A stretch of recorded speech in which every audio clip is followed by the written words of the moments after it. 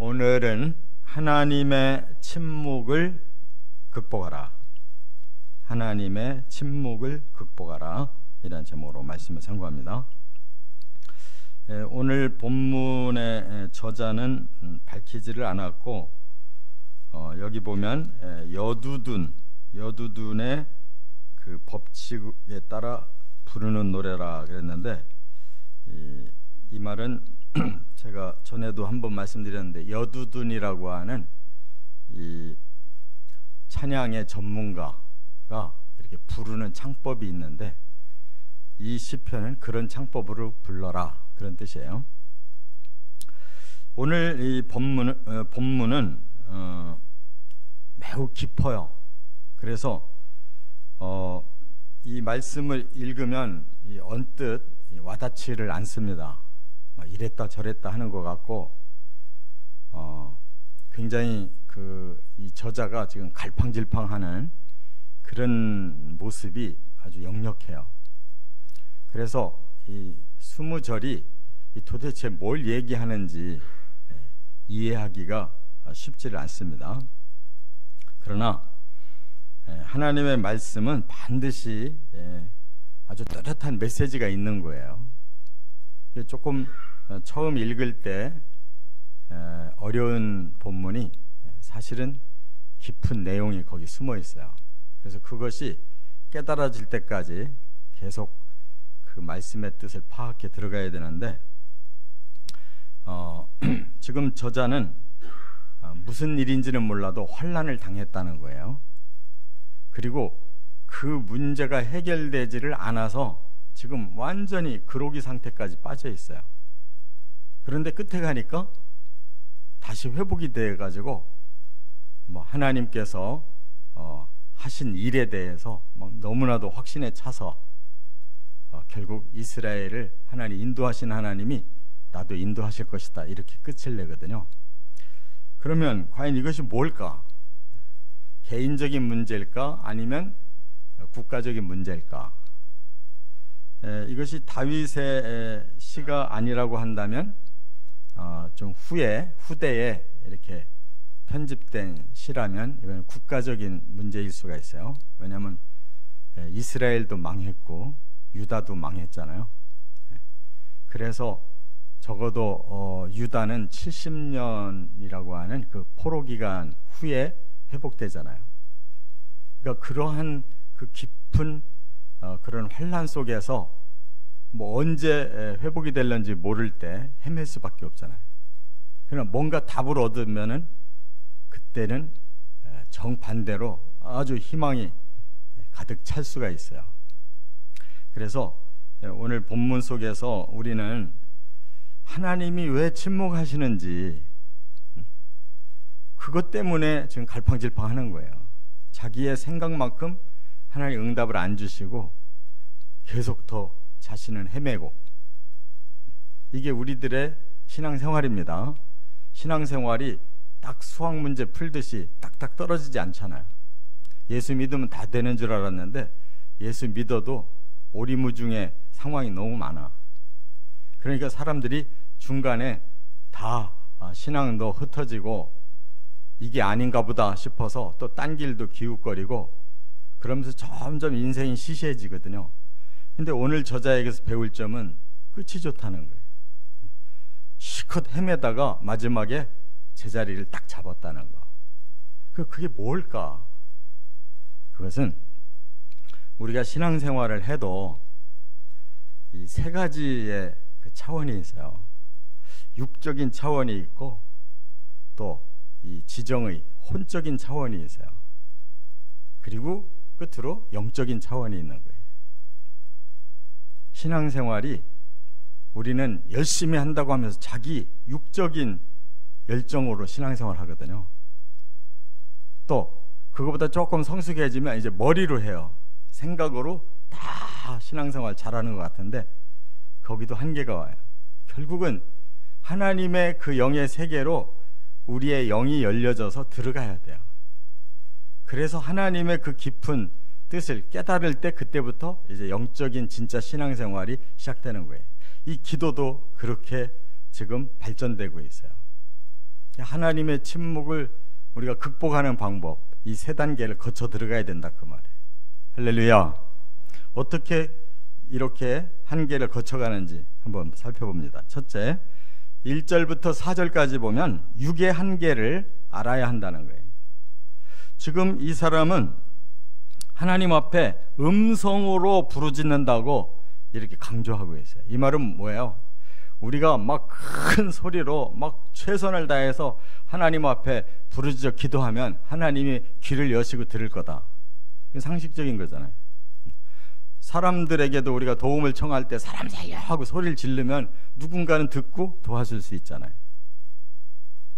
그런데 지금 그렇게 소리를 질러서 하나님 앞에 기도하면 하나님이 우리 음성 듣고 응답 주실 줄 알았는데 그게 안 되는 거예요. 그래서 2절에 보니까 환난 속에서 밤을 새워서 기도를 드렸다는 거예요. 철야기도까지 했다는 거예요. 철야기도, 밤을 새워서라도 내 온 몸을 하나님 앞에 바쳐서라도 내가 응답받겠다. 이 철야가 얼마나 힘든 건지 몰라요. 그런데도 안 되니까 내 영혼이 위로받기를 거절했다. 이 말은 뭐냐면 결국 하나님 음성을 못 들었다는 거예요. 응답이 안 왔다는 거예요. 그래서 그걸 내 영혼이 위로받기를 거절했다 이렇게 표현하는 거예요. 하나도 위로가 없었다는 거예요. 밤을 새워도 안 되더라는 거예요. 그래서 이제부터는 3절에 보니까 하나님을 기억하고 불안하여 근심했대요. 하나님을 기억했는데 왜 불안하고 근심했을까요? 내가 알고 있었던 하나님과는 다른 하나님을 발견한 거예요. 전에는 내가 이렇게만 기도해도 충분히 응답받고 다시 회복되고 신나게 살았는데 오늘 내가 알게 된 하나님 그런 하나님이 아니구나. 또 다른 하나님을 본 거예요. 그 마음이 그때부터 이제 불안해지고 근심이 생겼다 그 말이에요. 왜? 계속 하나님 침묵하시고 계시거든요. 침묵하시는 하나님을 처음 느낀 거예요. 이거 진짜 내가 하나님 믿었던 하나님 정말 그 하나님 지금 계신 거야 안 계신 거야? 이런 의문이 생겼단 말이에요. 그래서 3절 끝에 심령이 상했다 그랬어요. 이 말은 뭐냐면 마음의 상처, 즉 낙심이 왔다는 거예요. 내가 그동안 알고 믿었던 하나님이 아니에요. 내가 이대로 이 하나님을 믿고 앞으로 갈 수가 있을까? 마음에 낙심이 온 거예요. 시험이 왔단 말이에요. 그래서 이제 4절에는 이것이 병이 돼버렸어요. 주께서 내가 눈을 붙이지 못하게 하시니 이제는 밤에 잠도 안 와요. 이게 자기도 모르게 이제 불면증에 걸려서 병이 깊어진 거예요. 환난에다가 자기 자신의 몸까지 이제 망하게 됐어요. 그래서 이제 고통한다고 그랬습니다. 사람의 그 한계가, 육의 한계가 온 겁니다. 사람은 이처럼 자기 열정을 가지고 해보다가 그게 아닐 때 이제 마음에 낙심이 와요. 시험이 와요.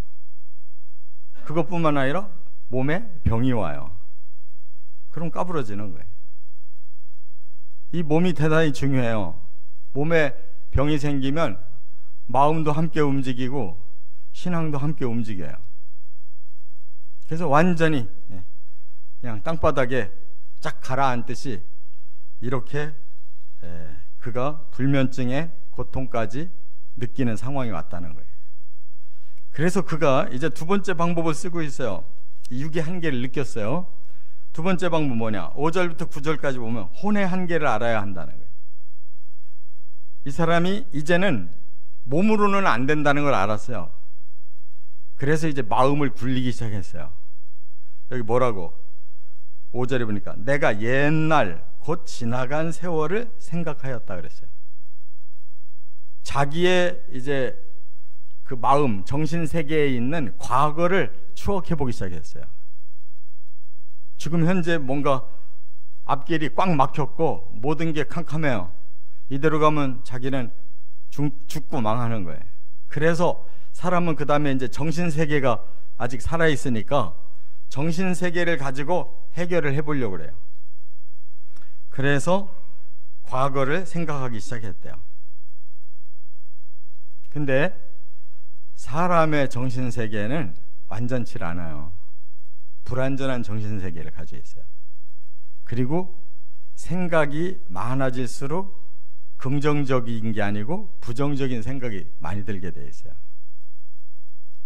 그래서 철학자들도 대개가 깊이 고뇌하면서 철학이 나온 사람들이 보면 전부 다 부정적이에요. 이 인생에 대해서 희망적이질 않고 대부분이, 우리가 유행가를 부르죠.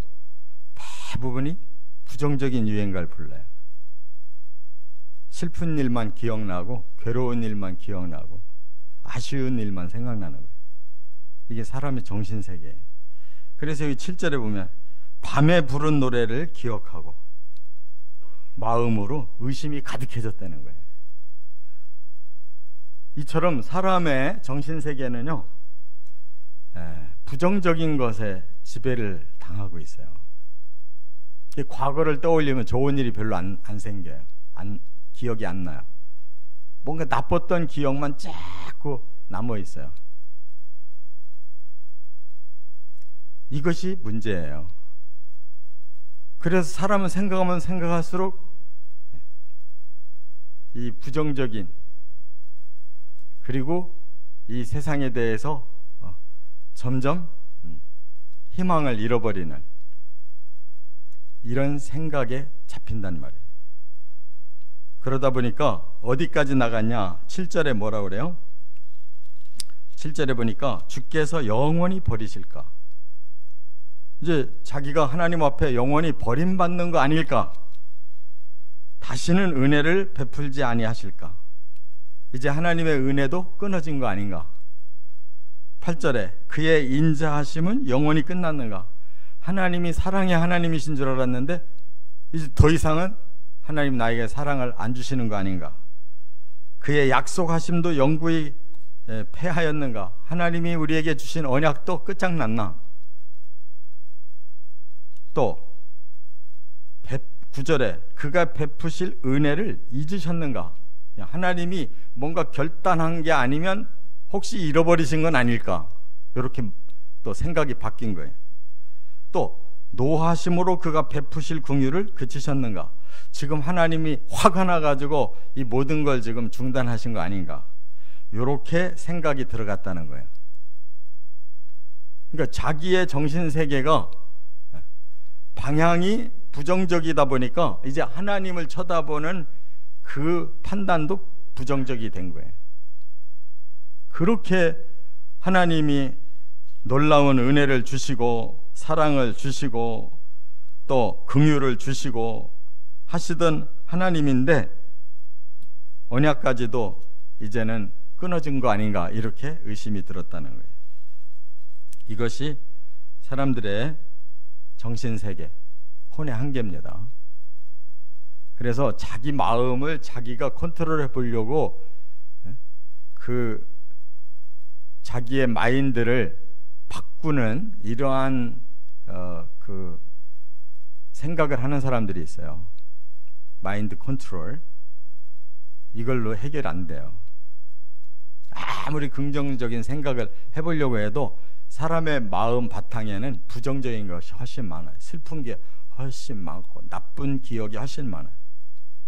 그래서 결국 하나님까지도 지금 부정적으로 생각한다.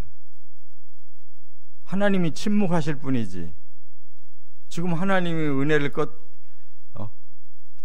끝을 냈다든지 뭐 다른 문제가 있는 게 아니잖아요.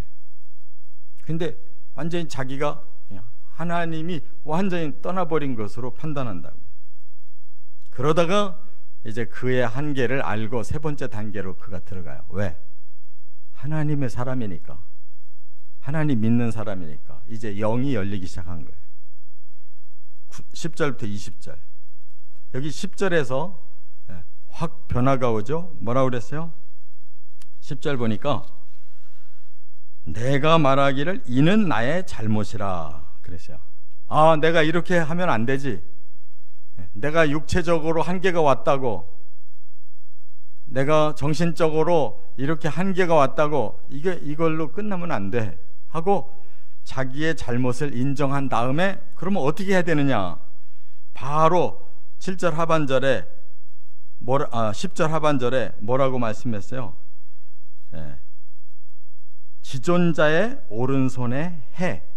그게 뭐냐면 여호와의 일들, 옛적에 행하신 기이한 일들, 이거를 내가 기억해내겠다, 이렇게 말을 바꿨어요. 이게 뭐냐면 이제 영적으로 이것을 해결해 봐야 되겠다. 그러면 하나님의 그 지존자의 오른손의 해가 뭐예요? 하나님의 그 오른손은 엄청나게 강력했다는 걸 알거든요. 그 해라는 말은 그때 그런 일을 일으키셨을 그 때를 한번 내가 기억해 보자, 그 말에. 이제 영적으로 하나님을 보려고 하는 거예요. 그러면 어디로 들어가야 되냐면 성경으로 들어가는 거예요. 성경. 그래서 이 저자는 지금 하나님의 말씀을 이제 떠올렸어요. 뭐라고 떠올렸냐면 12절에 보니까 주의 모든 일을 작은 소리로 읊조리며 주의 행사를 낮은 소리로 되뇌이리이다 그랬어요. 이 단어가 중요한 거예요. 이 성경으로 들어가 보니까 하나님이 행하셨던 많은 기적들과 많은 역사들이 나타난 거예요. 그래서 그 모든 말씀에 대하여 내가 이제 읊조리고 되뇌이기 시작했다는 거예요. 이 읊조린다는 말하고 되뇌인다는 말이 이게 중요한 겁니다. 이 읊조린다는 말은 자카르라고 그러는데 하나님의 말씀 맞습니다, 하나님이 하신 일이 바로 그렇습니다라고 자기가 진술한다는 거예요. 믿어져서 하나님 이런 분이시지 라고 다시 자기가 진술한다는 거예요. 그리고 여기 되뇌인다라는 말은 하가라고 그래요. 묵상한다, 새긴다는 거예요. 자기의 영에 그걸 새긴다는 거예요. 이게 육과 정신이 아닙니다. 우리의 영이 하나님의 영의 말씀을 대하니까 이게 살아나기 시작하는 거예요. 하나님이 살아계시고 하나님이 놀라운 권능을 가지고 계시고 하나님이 당신의 백성들에게 어떤 일을 이루어 가고 계시는가가 눈에 보이고 그 일이 자기에게도 그대로 해당된다고 진술한다, 그대로 고백한다는 거예요. 그리고 그 진리를 자기의 마음에 이제 새기기 시작했다는 거예요. 할렐루야. 우리가 다른 방법으로 다 안 될 때 성경으로 들어가는 방법밖에 남은 게 없어요. 도대체 하나님이 왜 침묵하시는지를 알려면 이 성경으로 들어가야 된다, 그거예요. 성경으로. 그래서 그가 한 대목을 지금 발췌했어요. 여기 13절부터 아니 16절부터 20절까지의 내용이 출애굽 내용이에요. 출애굽 중에서도 홍해 바다를 가르치던 그 사건을 지금 이 저자는 거기서 발췌했어요. 하나님의 뜻과 하나님의 능력과 하나님의 역사로 인해서 당신의 백성이 어떻게 구원받는지를 거기서 다 발견했다, 그 말이에요. 그런데요, 우리가 여기에서 한 가지를 더 참고해야 돼. 하나님이 이스라엘을 출애굽시킬 때 우리는 그냥 무작정 그렇게 하신 걸로 생각하는데 그 앞에 침묵의 기간이 300년간이 있었어요. 우리가 창세기 마지막 50장이 뭐예요? 요셉의 생애를 마감하는 걸로 끝나죠. 그런데 출애굽기를 딱 열으니까 바로 모세가 이제 태어나서 이스라엘을 이끌게 된 그 과정을 바로 설명하잖아요. 그러고 모세를 통해서 한 것이 이 출애굽 사건이거든요. 그러면 이 요셉과 모세 사이에 시간이 흘렀는데 그동안 하나님 침묵하셨다는.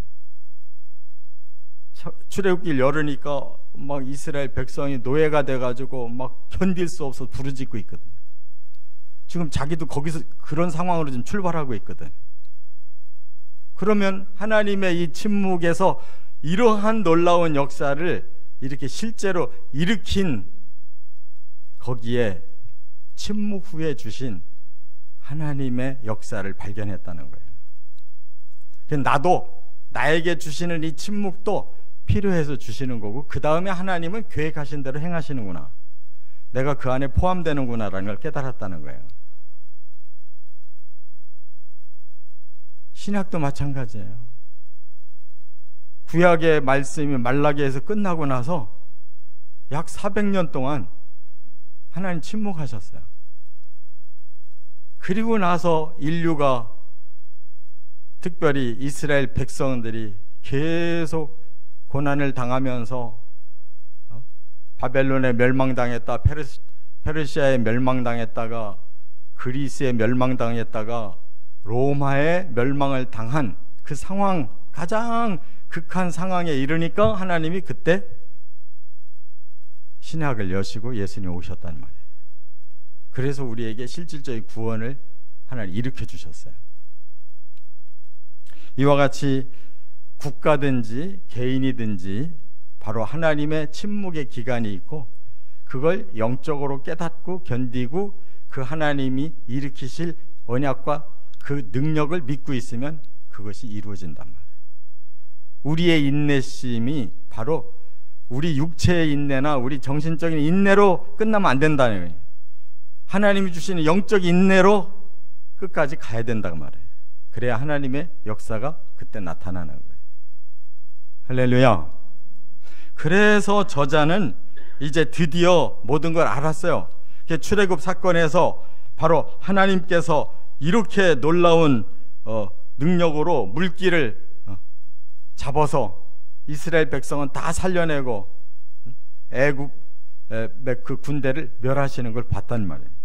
그리고 20절에 주의 백성을 양떼같이 모세와 아론의 손으로 인도하셨나이다. 결국은 하나님 뜻대로 이렇게 하나님 백성이 승리하더라는 거예요. 이게 하나님의 말씀이고, 이것이 성도들이 하나님의 침묵을 극복하는 방법이라는 거예요. 하나님 절대 죽으신 분이 아니고 절대 우리에게 무관심한 분이 아닌데, 이렇게 시험 받으면 하나님이 나를 영원히 버리셨는가, 은혜를 끊으셨는가, 약속도 폐기하셨는가, 이 따위로 생각하고 산다는 거예요. 신자도 절대 그렇지 않다는 거예요. 우리의 육의 한계, 우리의 지정의의 한계가 넘어선 그 다음에는 영적으로 들어갈 때 진정 하나님을 발견한다는 거예요. 하나님의 지존자의 오른손에 해가 반드시 있다는 것, 주의 백성을 언약대로 반드시 구원해내고 하나님이 살아계심을 체험케 한다는 것, 꼭 믿으시기를 주의 이름으로 축원합니다.